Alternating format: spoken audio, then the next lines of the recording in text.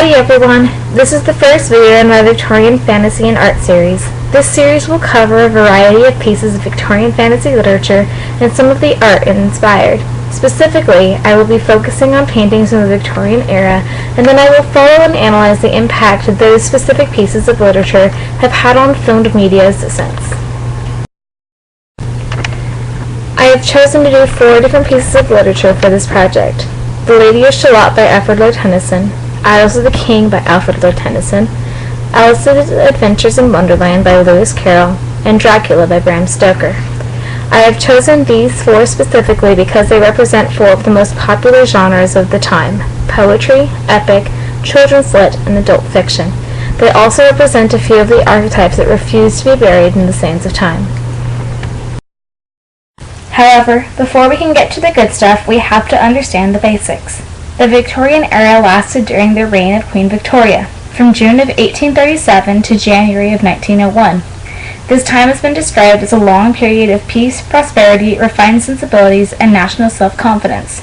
During this time, many societal issues arose, including one of the most influential, the role of women in the household. Fantasy literature has always been based on reactions the writers have towards modern events and issues for the most part. As with anything, there are of course exceptions. Victorian fantasy tended to address issues of prostitution, family, and the growing controversy around the angel of the house. Art during the Victorian era went through many different styles and movements, including, but not limited to, the pre-Raphaelite Brotherhood movement, Romanticism, Victorian Classicism, Tonalism, etc. One particular genre of paintings very popular during this time were commonly known as fairy paintings. These paintings were fantastic and whimsical, often portraying fictional and fantastical magical creatures at the center.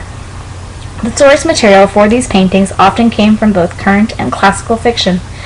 These paintings spoke to society's curious nature of the otherworldly, such as this painting taken from the scene in Christina Rossetti's Goblin Market. I hope you all have enjoyed this introduction and brief overview of Victorian fantasy in literature and art.